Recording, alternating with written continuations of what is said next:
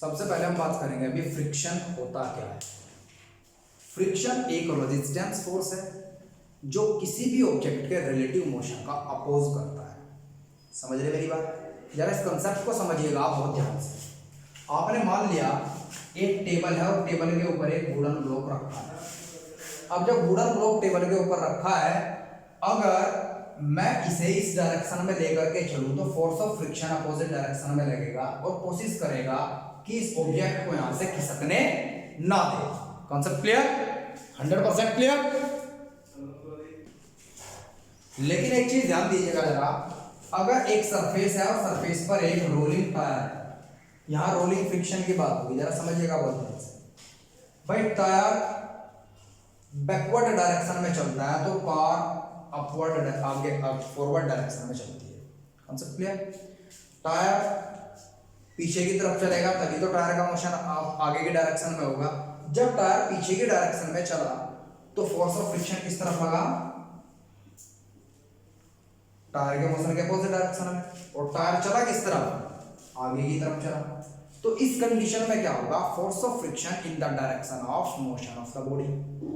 तो आप ये नहीं कह सकते कि हमेशा फोर्स ऑफ फ्रिक्शन ऑब्जेक्ट की अपोजिट डायरेक्शन में लगता है। आप क्या कहेंगे?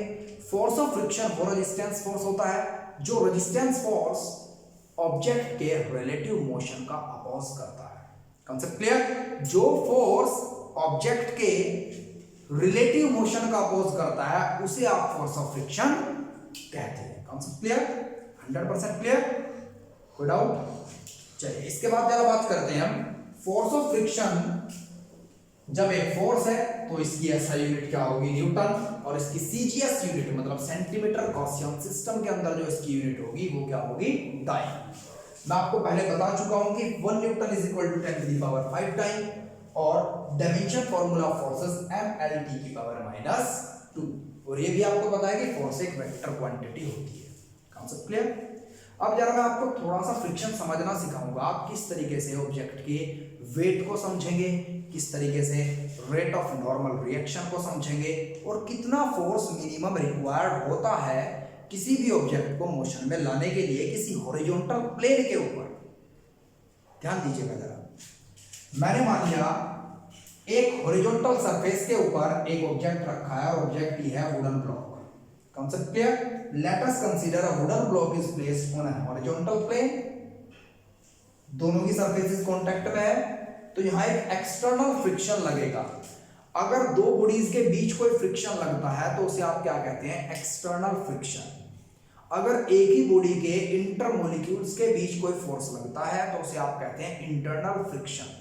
पानी चलता है तो पानी की अपनी लेयर्स के बीच एक फोर्स ऑफ फ्रिक्शन जैसा ही फ्रिक्शन फोर्स लगता है, लेकिन वो फ्रिक्शन फोर्स नहीं होता, वो सरफेस एरिया पर डिपेंड करता है। फ्रिक्शन सरफेस एरिया पर डिपेंड नहीं करता। उस फोर्स का नाम होता है विस्कस ड्रैगिंग फोर्स। क्या नाम होता है? Viscous dragging force. Concept clear? 100%। तो वो एक इंटरनल फ्रिक्शनल फोर्स है।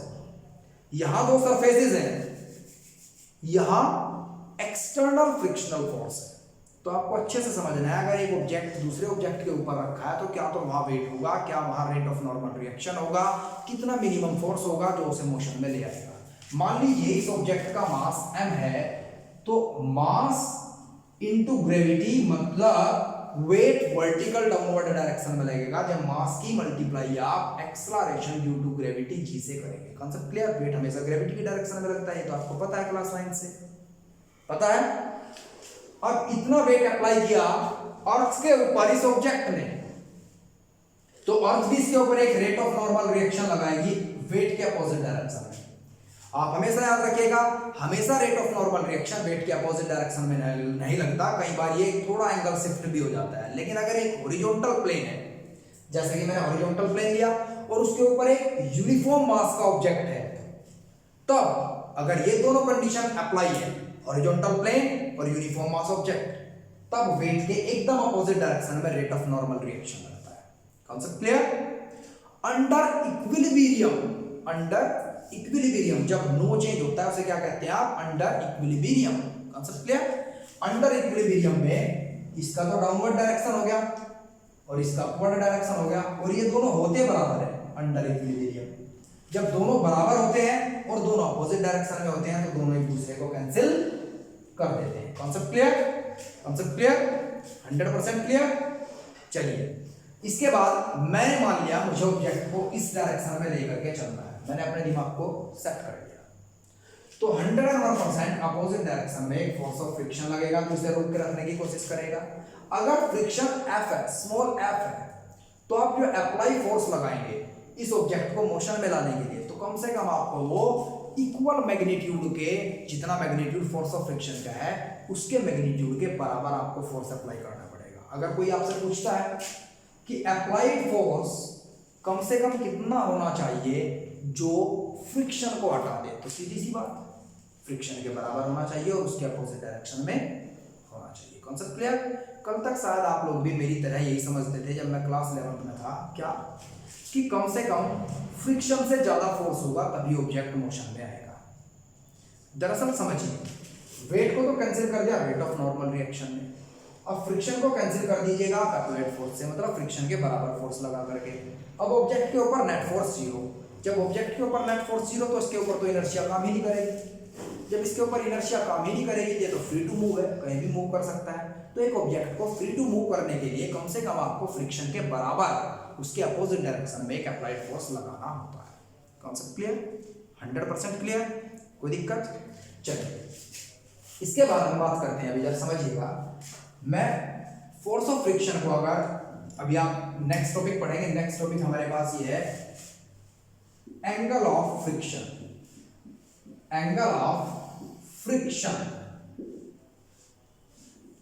Concept clear? अगर मैं अप्लाइड फोर्स करके इस तरफ ले चलूं ऑब्जेक्ट को, ये वेट हो गया, रेट ऑफ नॉर्मल रिएक्शन हो गया, तो आपको अभी कैंसिल नहीं दिखाना रेट ऑफ नॉर्मल रिएक्शन को वेट से, ये आर्टिकल अलग है, इसमें अलग चीज स्टडी करनी है। मैंने एक ऑब्जेक्ट लिया, ऑब्जेक्ट का मास क्या था W, तो उसका वेट वर्टिकल डाउनवर्ड डायरेक्शन में लगा, ठीक है जी, rate of normal reaction opposite direction में लगा। अब मुझे ना तो वेट को समझना है यहाँ, ना मुझे अप्लाइड फोर्स को समझना है, मेरा टॉपिक है एंगल ऑफ फ्रिक्शन। तो फ्रिक्शन अगर इस डायरेक्शन में लगा है तो आप सबसे पहले दोनों का एक रिजल्टेंट मान लीजिएगा। मैंने मान लिया रिजल्टेंट यहाँ लगेगा, मान लिया मैंने दोनों का रिजल्टेंट यहाँ लगेगा, क्योंकि हम लोग पढ़ गए हैं triangle law of expedition, parallelogram law of expedition. अगर एक वेक्टर इस तरफ लगा और एक वेक्टर इस तरफ लगा तो दोनों के बीच में रिजल्टेंट लग गया। Concept clear? दरअसल बच्चे हॉरिजॉन्टल एक्सिस मानते हैं रेट ऑफ नॉर्मल रिएक्शन की एक्सिस को, क्योंकि उसी पर वेट लाइज करता है। तो हॉरिजॉन्टल एक्सिस के साथ आप क्या मानेंगे? Angle theta. तो इस एंगल थीटा को आप एंगल ऑफ फ्रिक्शन कहेंगे, एंगल ऑफ फ्रिक्शन कहेंगे। Concept clear to all of you? सिर्फ कॉन्सेप्ट क्लियर?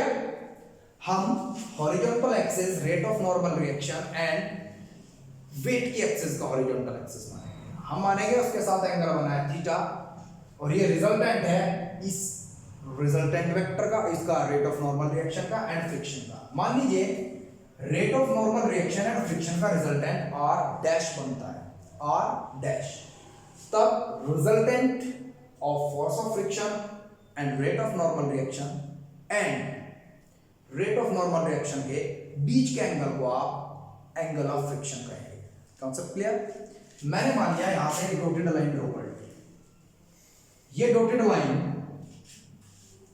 एग्जैक्ट इस डॉटेड लाइन के बराबर है, और ये किसके बराबर है लाइन? ये फ्रिक्शन के बराबर है। तो ये लाइन भी किसके बराबर होगी? फ्रिक्शन के बराबर। यहां से आप tan थीटा की वैल्यू कैलकुलेट कीजिए, tan थीटा किसके बराबर होता है? Perpendicular upon base. Concept clear? 100% clear? अब फोर्स ऑफ फ्रिक्शन के लिए या लिमिटिंग फ्रिक्शन के लिए या काइनेटिक फ्रिक्शन के लिए एक नियम होता है फोर्स ऑफ फ्रिक्शन का, क्या? कि फ्रिक्शन उतना ही ज्यादा होगा जितना रेट ऑफ नॉर्मल रिएक्शन होगा। क्यों जी? भारी ऑब्जेक्ट के ऊपर फ्रिक्शन ज्यादा लगता है, पता है ना? जब ऑब्जेक्ट भारी होगा तो उसका रेट ऑफ नॉर्मल रिएक्शन भी ज्यादा होगा वेट ज्यादा होने के कारण। तो जितना रेट ऑफ नॉर्मल रिएक्शन ज्यादा होगा उतना ही फ्रिक्शन भी ज्यादा होगा। देखिए जरा ध्यान से, रेट ऑफ नॉर्मल रिएक्शन भारी चीज का ज्यादा होता है, तो वेट ज्यादा तो रेट ऑफ नॉर्मल रिएक्शन ज्यादा, और रेट ऑफ नॉर्मल रिएक्शन ज्यादा तो फोर्स ऑफ फ्रिक्शन ज्यादा। Concept clear? तो फोर्स ऑफ फ्रिक्शन भारी चीज का ज्यादा होता है, तो जिसका रेट ऑफ नॉर्मल रिएक्शन ज्यादा होगा उसका फोर्स ऑफ फ्रिक्शन भी ज्यादा होगा। अब आप प्रोपोर्शनैलिटी का साइन हटाएंगे और एक कांस्टेंट लगा देंगे, यहां एक कांस्टेंट आएगा म्यू, इसका नाम होता है coefficient of friction, coefficient of friction. Concept clear? और कोफिशिएंट ऑफ फ्रिक्शन की वैल्यू आपके पास किसके बराबर आई? F upon R। तो आप डायरेक्ट यहां लिख सकते हैं tan theta is equals to mu.